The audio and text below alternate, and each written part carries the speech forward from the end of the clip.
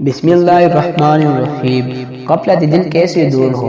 الحمدللہ وکفی وسلام علی عبادہ الذین اصطفی، اما بعد فاعوذ باللہ من الشیطان الرجیم، بسم اللہ الرحمن الرحیم، الا بذکر اللہ تطمئن القلوب۔ قرآن پاک کی جو آیات آپ کے سامنے میں نے تلاوت کی ہے، اس میں ایک ضروری مضمون کا اعلان ہوا ہے۔ اس اعلان میں جس نے ہم کو پیدا کیا ہے، جس نے ہمارے آپ کے لیے زمین و آسمان، سورج، چاند اور سمندر بنائی ہے، جس نے یہ ساری کائنات ہمارے آپ کے پرورش کے لیے بنائی ہے اور ہمیں اپنی عبادت کے لیے بنایا ہے، تو اس اللہ نے ہمیں ایک اہم بات کی خبر دی ہے، بلکہ یوں کہنا چاہیے کہ بہت بڑے خزانے کی خبر دی ہے۔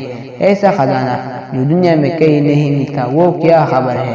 وہ یہ ہے کہ اللہ نے دنیا میں چین سے رہنے کا نسخہ بیان فرمایا ہے۔ میں آپ کو ایک مثال دیتا ہوں کہ اگر کوئی باپ اپنے بچوں کو یا دادا اپنے پوتوں کو یہ خبر دے کہ ہم نے اشرفیوں سے بڑی ایک دیگ دفن کی ہے اور اس کا جغرافیہ اور جائے وقوع یہ ہے کہ مثلا لیٹرن سے 10 فٹ مشرق کو اور باورچی خانے سے 20 فٹ مغرب کو طرف سب لکھ دے کہ میرا خزانہ یہ ہے، تو بچے اس خزانے کا کیسا لالچ کریں گے۔ لیکن باپ کے خزانے کا تو بدل بھی ہے۔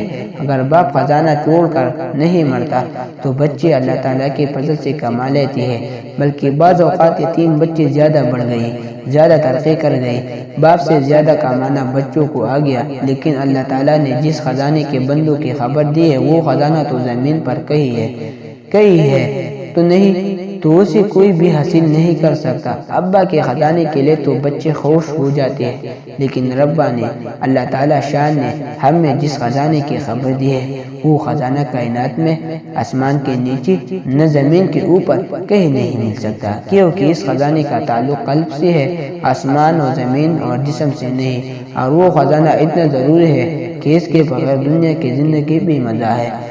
حضرت حکیم الامت رحمۃ اللہ علیہ تعالیٰ فرماتے ہیں کہ خدا کی قسم، اگر اللہ تعالیٰ کے عاشقوں کے سکون کا بادشاہوں کو پتہ چل جائے تو وہ تلواریں لے کر ان پر چڑھائی کر دے کہ یہ سکون و اطمینان ہمیں دے دو، لیکن یہ سکون تلواروں سے نہیں ملتا، یہ تو ان کے جوتیاں اٹھانے سے ملتا ہے۔ والسلام۔